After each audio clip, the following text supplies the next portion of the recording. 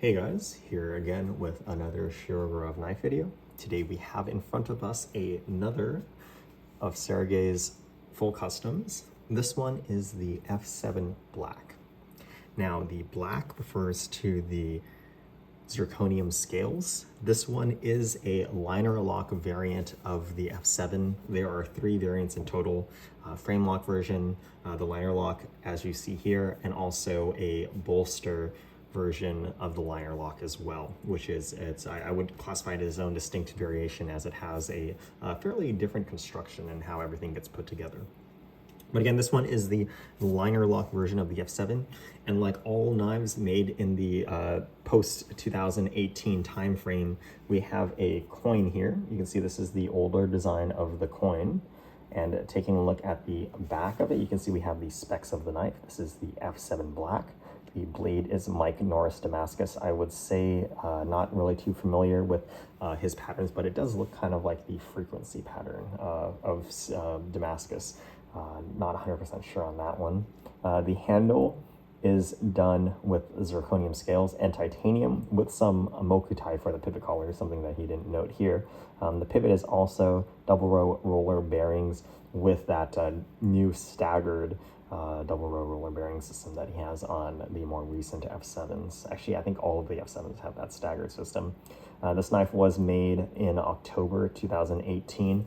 I believe this knife was available for Friday Night Blade Affair 2018 as a lotto piece, if I'm not mistaken. Now moving on to the blade, we can see that this configuration of the F7 has the blade cutout. Again, this is distinctly different than what we see on the Haughty Bronze and some other custom division. I think that is the only custom division F95 type knife with a blade cutout. But the F7 has its own unique blade cutout, which I really like. Same one that I have on my personal F7 myself.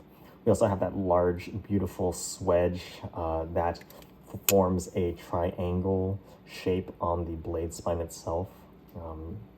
Very distinct on the F7 blade pattern that we now see on the F3NS as well. So it's nice to see those features being carried down. You can see the F7 blade swedge present on the productions nowadays, but this is where that swedge came from.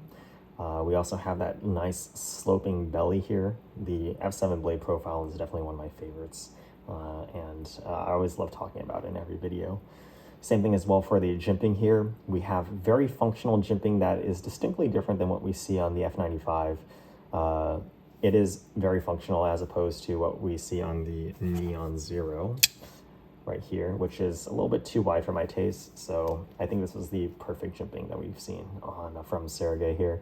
And because of that triangular design due to the swedges, we also have triangular jimping up here on the top. Very, very interesting effect, how everything kind of plays together in the profile of the blade. The flipper tab itself as well has unique chamfers when you compare it to a production F95 or similar. As you can see, the chamfers on the flipper tab for the F7 have much more unique angles to them. Moving on to the handles, you can see that we have full titanium handles, full zirconium scales. The zirconium is very well finished here with a pattern that is similar to what we see on a couple of other F7s from this era, with these 3 segmented areas. I really love the lines and the angles that Sergey chooses to mill into the handles here. The segments themselves don't follow the curves of the handle exactly like you would see other makers do, but at the same time work really well with the overall profile and shape of the F95 design. So I really love the patterns that Sergey does on his knives, and especially on the full customs. He really brings it up a notch here.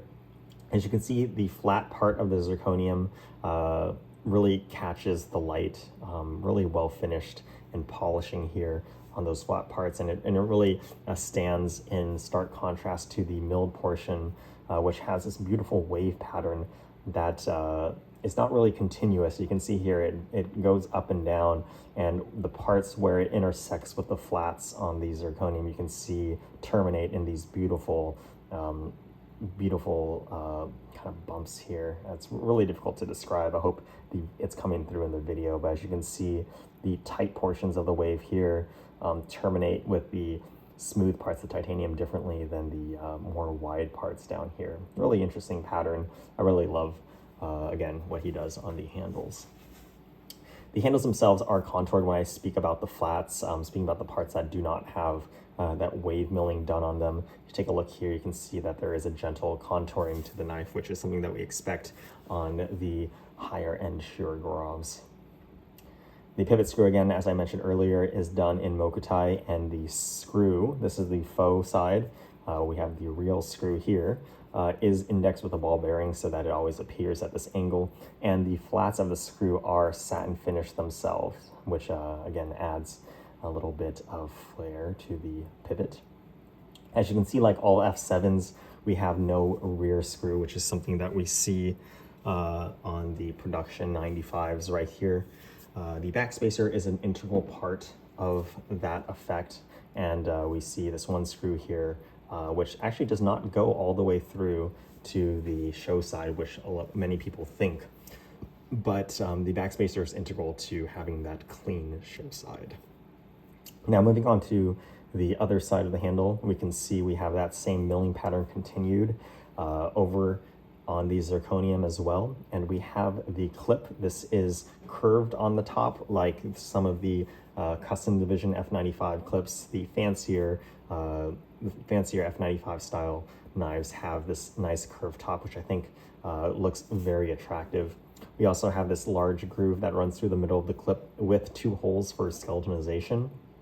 I really like this style of clip for the F7. I think out of all the F7 clips that there are, this one is my favorite with those 2 skeletonization holes here.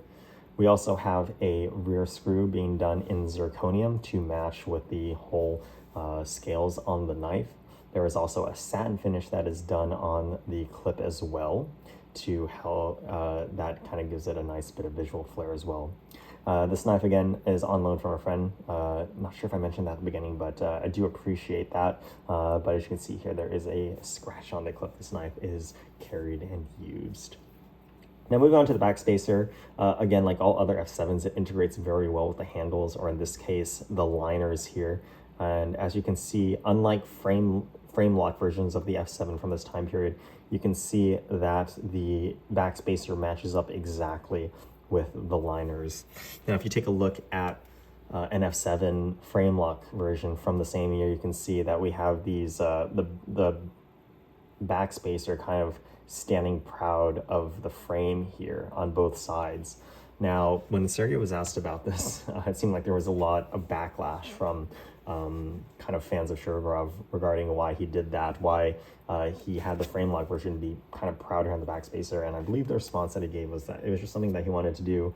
But it seemed like the backlash was so great that he ended up moving back to this kind of flush design for all versions of the S7, liner lock or frame lock. So it's very interesting to see that there, but just kind of an interesting tidbit. Now, the F7 does have the Bearer logo here on the rear of the backspacer, something that has happened recently around this 2017-2018 timeframe. F7s before would have it kind of on the handle, but having this really nice wide backspacer kind of provides the perfect spot to have the logo in a very unobtrusive area. And it's kind of nice to look down in your pocket and see this part of the logo kind of sticking out here with the knife clipped to your pocket. Now, taking a look at the inside, you can see, as all other F7s, we have the Sergey signature and the date of the knife when it was made, again in October of 2018. And you can see here we have just a large amount of skeletonization, not only on the liners, where the skeletonization goes all the way through the liners, but as you can see as well, we have some milling done into the zirconium as well. Let's see if I can have a flashlight here so we can get a better look at here. But as you can see, the zirconium itself has milling done to it to kind of, oh, there we go. You can see the zirconium has milling done to increase the weight reduction and really take as much weight out of the zirconium as much as Sergey could. In fact, you know, it probably would be a good idea to weigh the knife, something that I usually do earlier on. But let's go ahead and take a look actually at my F7, which is just titanium frame lock version, looking at 4.9 ounces. With this F7's black, we're looking at 6.48 ounces. So man, that is significant. That's more than an ounce and a half difference there. The blade stock on F7s, again, I should have mentioned, is 4.4 millimeters. So it is thicker than what we see with the production F95. But yeah, man, those zirconium scales definitely are adding a good amount of heft, despite the amount of milling that Sergey has done on the inside of the knife. But overall, really interesting piece from Sergey. Not very often that you see something with this much zirconium. So I really appreciate my friend sending this one in for review, and looks like this is just another variant of the F7 now that I have reviewed. Hopefully we'll take a look at the last variant, the frame lock.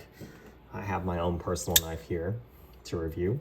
I'm waiting to do that for a rainy day or something like that. But again, I hope you guys enjoy this video, and I'll see you guys next time.